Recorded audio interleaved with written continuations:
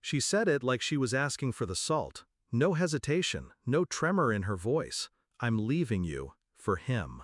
The glass in my hand didn't break, my pulse didn't spike, my face didn't shift. Because when a storm has been building for months, you don't flinch when the lightning finally strikes.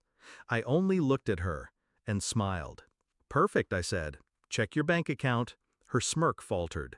She reached for her phone, still trying to perform, rolling her eyes like I was being dramatic. Then her face changed. First confusion, then disbelief, and then that hollow, tightening panic that's too deep for words. She looked at me like I had just taken her oxygen away. She didn't know yet, not fully, but she would. 2 months earlier, her phone lit up on the counter while she was in the shower. A name I didn't recognize, a message I wasn't supposed to see. Same table tonight? She came out wrapped in a towel, humming.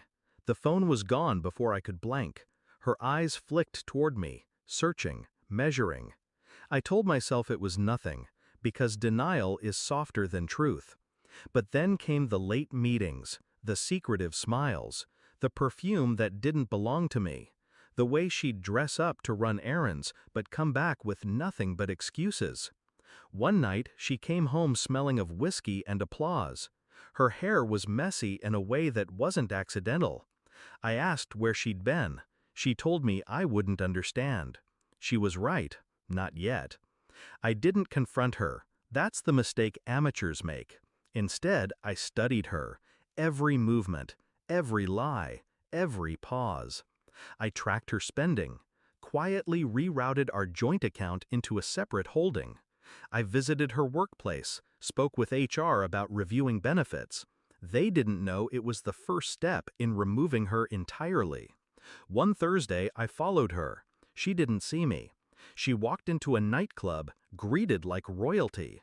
A man twice my size kissed her hand. She laughed, loud, careless, like a woman who thought the world owed her applause. I didn't go inside. I didn't need to. Instead, I called an old contact who owed me a favor.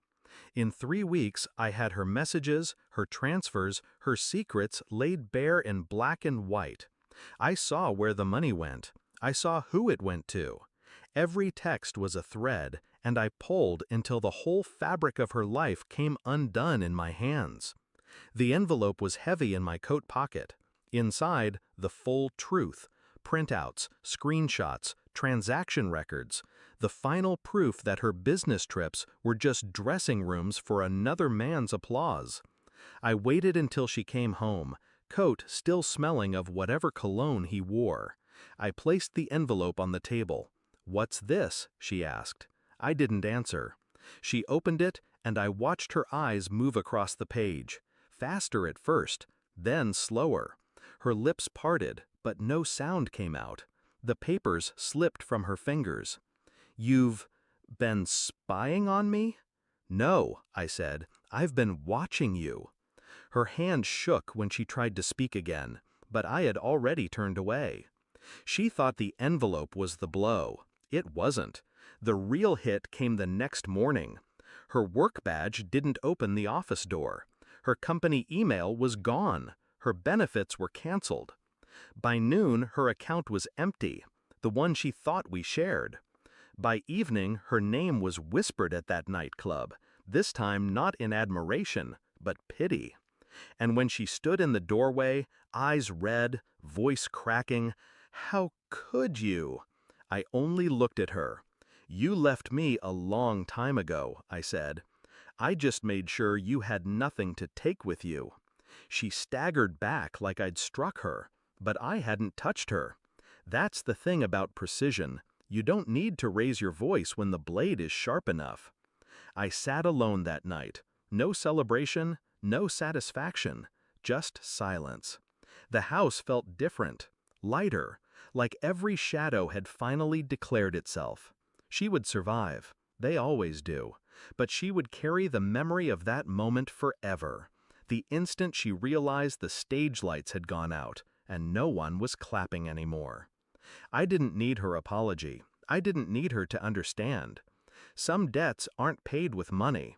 They're paid in the quiet loss of everything you thought was yours. And as for me, I was free. Not healed, not happy, just free.